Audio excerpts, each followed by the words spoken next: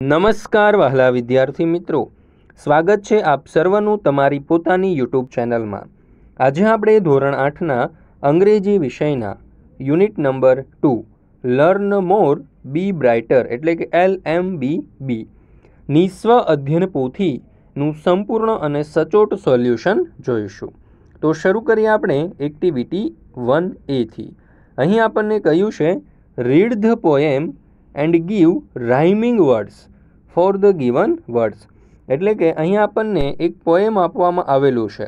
આ પોએમને આપણે ધ્યાનપૂર્વક વાંચવાનું છે અને વંચાઈ ગયા પછી નીચે આપણને કેટલાક શબ્દો આપેલા છે, એ શબ્દોના રાઇમિંગ વર્ડ આપણે જણાવવાના છે। તો સર્વપ્રથમ અહીં આપણને આપવામાં આવેલું છે વાય, WHY, તો એનો રાઇમિંગ વર્ડ આપેલો છે ક્રાય। તો જોઈએ આપણને ત્રણ શબ્દોના રાઇમિંગ વર્ડ આપવાના કયા છે તે। પહેલું છે સી, તો એનું થશે મી। બીજું છે સ્મોલ, તો એનું થશે TALL ટોલ। અને ત્રીજું છે હિયર, તો એનું થશે DEAR ડિયર। ચાલો ત્યાર પછી આપણે જોઈએ એક્ટિવિટી 1B। અહીં આપણને કહ્યું છે કે write rhyming word for the given words. એમાં પહેલું છે BED બેડ, તો બેડનો રાઇમિંગ વર્ડ થશે RED રેડ। બીજું છે TOWN ટાઉન, નું થશે CROWN ક્રાઉન। ત્રીજું છે ટોલ, એનું થશે મોલ। ચોથું છે રાઇટ, તો એનો રાઇમિંગ વર્ડ થશે બ્રાઇટ। ત્યાર પછી પાંચમો વર્ડ આપેલો છે સેન્ડ, તો એનું થશે સ્ટેન્ડ। ત્યાર પછી છઠ્ઠું છે ટ્રી, તો એનું થશે ફ્રી। સાતમું છે બેલ, એનું થશે હેલ। આઠમું છે અલાઇવ, એનું થશે લાઈવ। નવમું છે મોર, એનું થશે સ્ટોર। અને 10મું છે ફૂડ, એનું થશે ગુડ। ચાલો ત્યાર પછી આપણે જોઈએ એક્ટિવિટી 1C। અહીં આપણને કહ્યું છે કે find out the comparative word from the above poem.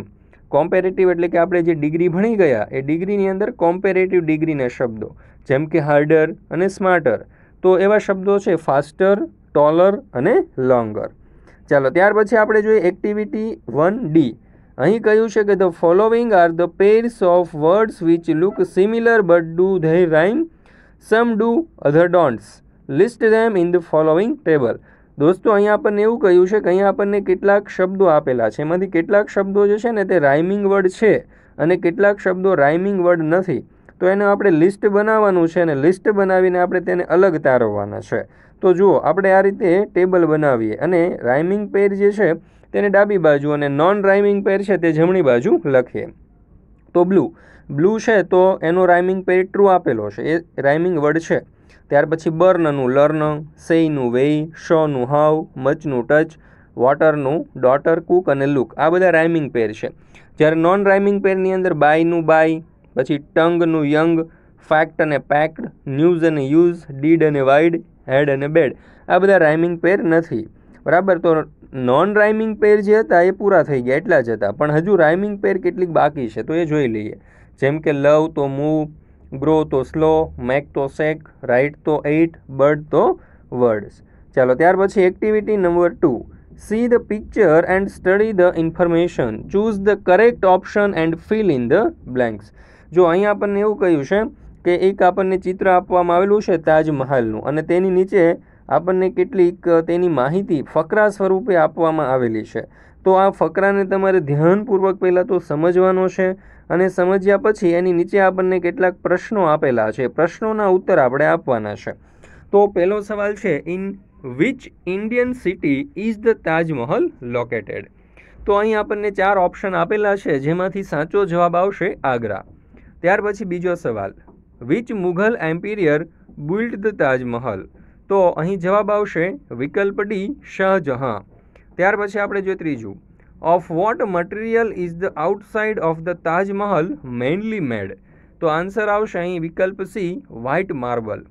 ત્યાર પછી ચોથો સવાલ, about how many years did it take two build the main body of the Taj Mahal. તો અહીં જવાબ આવશે વિકલ્પ ડી 12।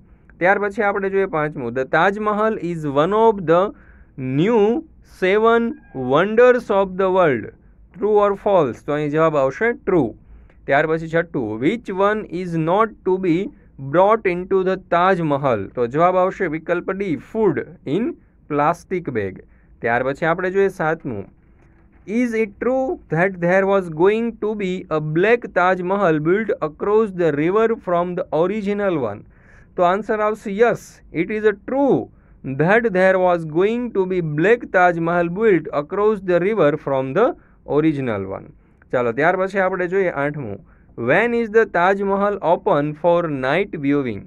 તો જવાબ આવશે અહીંયા વિકલ્પ A, 2 nights before the night of and 2 nights after the full moon.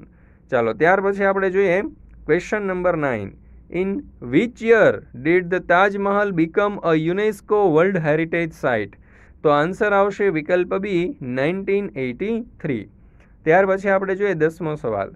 Materials from various Asian countries were used to build the Taj Mahal, true or false? તો અહીં જવાબ આવશે ટ્રુ. ચાલો ત્યાર પછી આપણે જોઈએ એક્ટિવિટી 3A. અહીં એવું કહ્યું છે કે read the following paragraphs and answer the question, એટલે કે અહીં જે ફકરો આપેલો છે, આપણને પાઠનો ફકરો આપેલો છે, તે તમારે ધ્યાનપૂર્વક વાંચવાનો છે અને વંચાઈ ગયા પછી તેની નીચે જો અહીં આપણને કેટલાક પ્રશ્નો આપેલા છે, તો એ પ્રશ્નોના ઉત્તર આપણે આપવાના છે. તો પહેલો સવાલ, how many gems were there in Akbar's court? તો આન્સર આવશે 9 gems were there in Akbar's court. ત્યાર પછી બીજું, વુ વોઝ તાનસેન? તો જવાબ આવશે Tansen was a great musician. ત્રીજું, which raga did Tansen create? તો આન્સર આવશે તાનસેન ક્રિએટેડ મિયા મલ્હાર રાગ. ત્યાર પછી ચોથું, અકબર વોઝ ખાલી જગ્યા ઓફ ઇન્ડિયા? તો જવાબ આવશે ગ્રેટ રૂલર. અને પાંચમું, તાનસેન વોઝ અ ગ્રેટ ખાલી જગ્યા? તો અહીં જવાબ આવશે મ્યુઝિશિયન. ત્યાર પછી આપણે જોઈએ છઠ્ઠો સવાલ, in which raga did Tansen make some innovation? તો આન્સર આવશે Tansen made some innovation in Malhar raga. સાતમો સવાલ, how did Tansen create Miya Malhar raga? તો આન્સર આવશે Tansen made some innovation in Malhar raga and created મિયા મલ્હાર રાગ. ત્યાર પછી આઠમો સવાલ, which word is used for new creation in the above paragraph? તો આન્સર આવશે ઇનોવેશન. ત્યાર પછી આપણે જોઈએ નવમો સવાલ, which raga did Tansen start after the king's order? તો આન્સર આવશે તાનસેન સ્ટાર્ટેડ રાગ દરબારી આફ્ટર ધ કિંગ્સ ઓર્ડર. 10મો સવાલ, Tansen played flute in the story, true or false? તો જવાબ આવશે ફોલ્સ. ત્યાર પછી activity 3B. Who speaks the following statement in the story songs of song? તો જોઈએ એમાં પહેલો સવાલ, I think you have most wonderful voice in the world. આ વાક્ય સ્ટોરીની અંદર કિંગ અકબર બોલે છે. બીજું, આઈ shell go as a humble lover of music. તો આ વાક્ય પણ આ સ્ટોરીમાં કિંગ અકબર બોલે છે. ત્રીજું વાક્ય, આઈ સિંગ એઝ યુ સિંગ. આ વાક્ય સંત હરિદાસ બોલે છે. ત્યાર પછી આપણે જોઈએ ચોથું, સંત Haridas is the greatest musician. તો અહીં આન્સર આવશે કિંગ અકબર. પાંચમો સવાલ, ધેટ્સ નોટ રાઇટ ટોન. તો જવાબ આવશે સંત હરિદાસ. ચાલો ત્યાર પછી આપણે જોઈએ activity 4A. Following are the pictures of biscuit wrappers, study them and fill in the blanks. તો તમે જોઈ શકો છો કે અહીં આપણને કેટલીક ઇન્ફોર્મેશન આપેલી છે, તે તમારે ધ્યાનપૂર્વક વાંચવાની છે અને ત્યાર પછી આપણે જોઈએ તેના જવાબ. પહેલું, ખાલી જગ્યા biscuits packets is lighter than ખાલી જગ્યા બિસ્કિટ્સ પેકેટ. તો જવાબ આવશે પહેલી ખાલી જગ્યામાં રોક અને બીજી ખાલી જગ્યામાં ન્યુટ્રી. ત્યાર પછી બીજું, ખાલી જગ્યા biscuits packet is cheaper than ખાલી જગ્યા બિસ્કિટ્સ પેકેટ. તો પહેલામાં ન્યુટ્રી આવશે અને બીજામાં રોક આવશે. તમે જોઈ શકો છો કે આ જે પ્રથમ બંને ખાલી જગ્યા જે છે તે ગ્રામરના કયા ટોપિકને લઈને છે વિચારો જોઈએ. તો એ છે ડિગ્રીની, અને ડિગ્રીમાં પણ કઈ ડિગ્રી છે તો કે કોમ્પેરેટિવ ડિગ્રી. ત્રીજું, રોક ઓફર્સ મોર એનર્જી ધેન ખાલી જગ્યા. તો જવાબ આવશે ન્યુટ્રી. અહીં પણ કોમ્પેરેટિવ ડિગ્રીનો યુઝ થયો છે. ચોથું, રોક બિસ્કિટ હેઝ ખાલી જગ્યા કાર્બોહાઈડ્રેટ ધેન ન્યુટ્રી બિસ્કિટ. એટલે કે અહીંયા જે રોક બિસ્કિટ છે તેની અંદર ન્યુટ્રી બિસ્કિટ કરતાં કેટલો કાર્બોહાઈડ્રેટ વધારે છે? તો 10 ગ્રામ. તો અહીંયા જવાબ આવશે કૌંસમાં 10 ગ્રામ ખાલી જગ્યામાં જવાબ આવશે.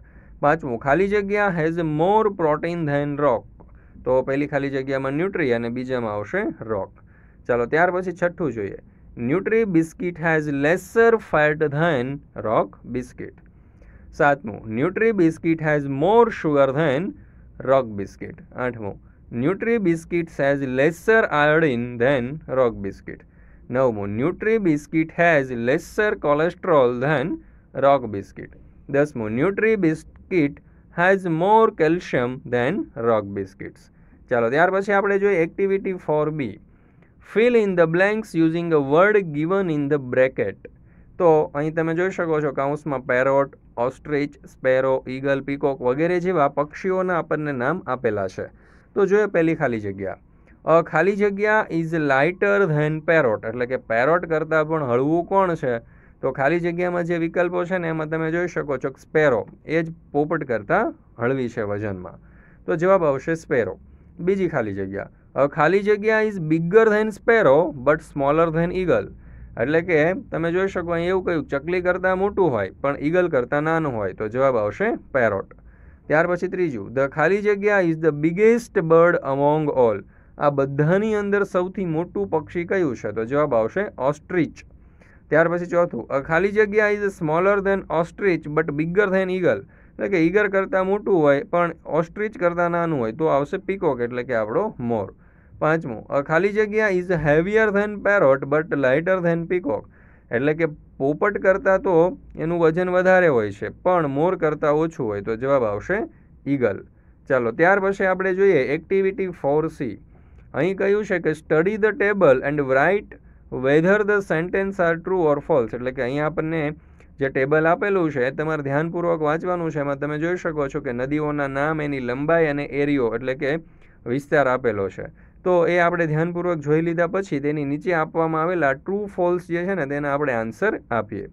તો પહેલું, the Narmada is longer than Yamuna, તો આ વાક્ય ફોલ્સ છે, ખોટું છે, કારણ કે નર્મદા કરતાં યમુના નદી મોટી છે, લાંબી છે.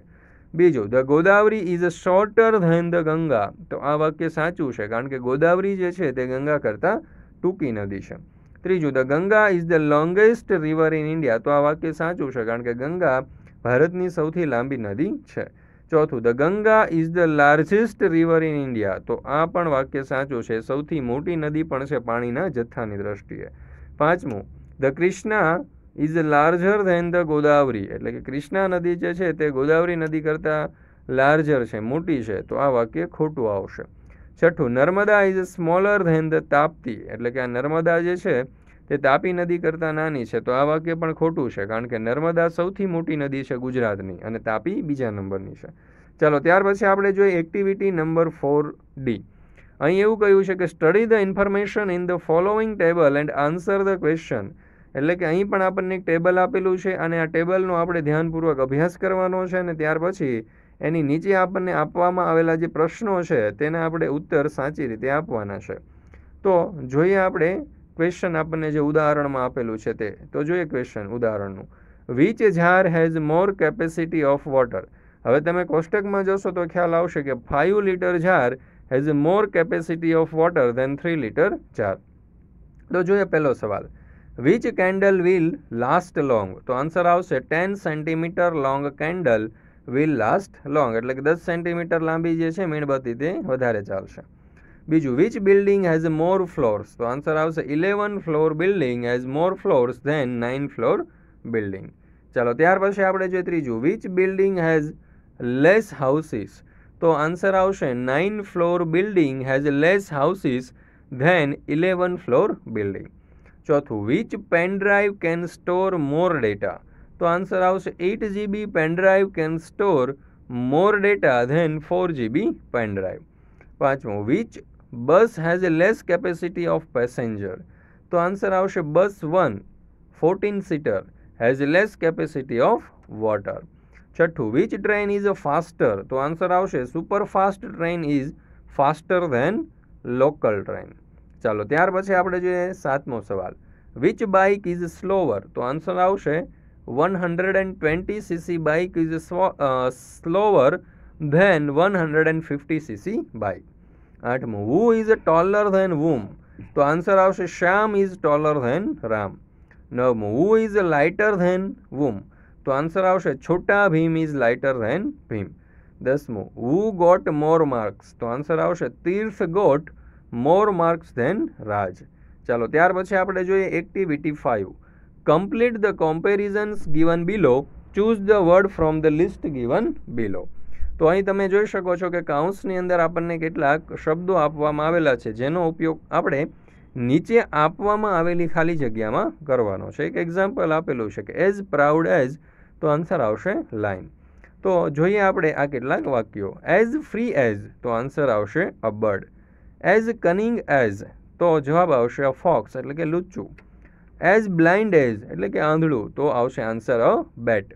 એઝ હંગ્રી એઝ, એટલે કે ભૂખ્યું, તો જવાબ આવશે અ વુલ્ફ. એન ઇનોસન્ટ એઝ, તો જવાબ આવશે લેમ્બ, એટલે કે ભોળું. ત્યાર પછી એઝ બિઝી એઝ, એટલે કે વ્યસ્ત, તો જવાબ આવશે અ બી. ચાલો ત્યાર પછી જોઈએ activity 6. Draw the paste pictures and write a sentence as given in the example. તો તમે જોઈ શકો છો કે અહીં જે બ્લુ રંગનો દડો છે ને એ બિગ છે. ત્યાર પછી જે યલો રંગનો બોલ છે તે બિગર છે, અને જે રેડ કલરનો છે તે બિગેસ્ટ છે, એટલે કે સૌથી મોટો છે. તો અહીં આપણને એક્ઝામ્પલ આપેલું છે કેટલાક વાક્ય તરીકે. એમાં જુઓ, પહેલું વાક્ય છે the blue ball is big, કે બ્લુ રંગનો દડો મોટો છે. પછી બીજું વાક્ય કયું છે કે the yellow ball is bigger than the blue ball. અને ત્રીજું વાક્ય કયું છે the red ball is the biggest among all. તો એવી રીતે અહીંયા આપણે જોઈએ તો સર્વપ્રથમ લઈએ એક લાઇટ, એટલે કે એક પાતળો છોકરો. ત્યાર પછી લાઇટર, એટલે કે એના કરતાં પણ થોડો પાતળો વધારે હોય એવો, એટલે કે એના કરતાં થોડો જાડો. અને એક લાઇટેસ્ટ, એટલે કે એના કરતાં પણ પાતળો. તો જો પહેલું છે ભીમ ઇઝ લાઇટ. પછી બીજું Chhota Bheem is lighter than Bhim.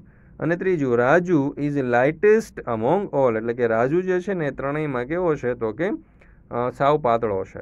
તેવી જ રીતે અહીંયા આપણે એક ચિત્ર લીધું છે. જુઓ, એમાં પહેલું રિયા ઇઝ થિન, બીજું Jinal is thinner than Riya, અને ત્રીજું છે Sonia is the thinnest among all, એટલે કે સોનિયા જે છે આ ત્રણેયમાં સૌથી પાતળી છે. ત્યાર પછી આપણને અહીં એક ચીપનું ઉદાહરણ આપેલું છે, ચીપ, ચીપર અને ચીપેસ્ટ. તો જુઓ, history book is a cheap, maths book is a cheaper than history book, અને economic book is the cheapest among all, એટલે કે સૌથી વધારે સસ્તી છે ઇકોનોમિક બુક્સ. ત્યાર પછી એવું એક ઉદાહરણ આપણે લઈએ લોંગ, લોંગર અને લોંગેસ્ટનું. તો જુઓ, Vivek is long, Krushil is longer than Vivek, અને Raj is the longest among all, કે રાજ જે છે તે બધામાં સૌથી ઊંચો છે. ત્યાર પછી આપણે જોઈએ activity 7. Study the bar graph and write the answer, એટલે કે અહીંયા આપણને જે આ ચાર્ટ આપવામાં આવેલો છે, જે આલેખ આપવામાં આવેલો છે, તેનો આપણે ધ્યાનપૂર્વક અભ્યાસ કરવાનો છે. અને અભ્યાસ કરી અને નીચે આપણને કેટલાક પ્રશ્નો આપેલા છે, એ પ્રશ્નોના ઉત્તર આપણે મેળવવાનો પ્રયત્ન આ આલેખ ઉપરથી કરવાનો છે. તો જોઈએ આપણે પહેલો સવાલ. Dwarka is the list polluted city among all. તો અહીં આપણને ટ્રુ ઓર ફોલ્સ લખવાનું કહ્યું છે, તો આન્સર આવશે ફોલ્સ. ત્યાર પછી જોઈએ બીજું વાક્ય. Rajkot is the most polluted among all cities. True or false લખવાનું છે, તો આન્સર આવશે ટ્રુ. ત્યાર પછી ત્રીજું વાક્ય. Jamnagar is less polluted than Vadodara but more polluted than Dwarka. Answer અહીં આવશે ટ્રુ. ચાલો ત્યાર પછી આપણે જોઈએ ચોથું વાક્ય. Which city is more polluted than Jamnagar. તો આન્સર આવશે Rajkot and Vadodara is more polluted than Jamnagar. આ આન્સર તમને ક્યાંથી મળશે તો કે તમને જે આલેખ આપવામાં આવેલો છે તેનો તમારે ધ્યાનપૂર્વક અભ્યાસ કરવો પડશે, અને તમે આલેખમાં જોતા જશો તો પણ તમને સમજ પડશે. Vote is the bar graph about. તો આન્સર આવશે bar graph is about pollution ratio, એટલે કે પ્રદૂષણ કેટલા પ્રમાણમાં છે તેના વિશે અહીં આપણને આ ગ્રાફ આપવામાં આવેલો છે. છઠ્ઠું, how many cities R given in the graph. આ જે ગ્રાફ આપેલો છે તેમાં કેટલા સિટીનો, કેટલા શહેરોનો ઉલ્લેખ છે, તો આન્સર આવશે 4 cities R given in the graph. સાતમું, જામનગર ખાલી જગ્યા ધેન રાજકોટ.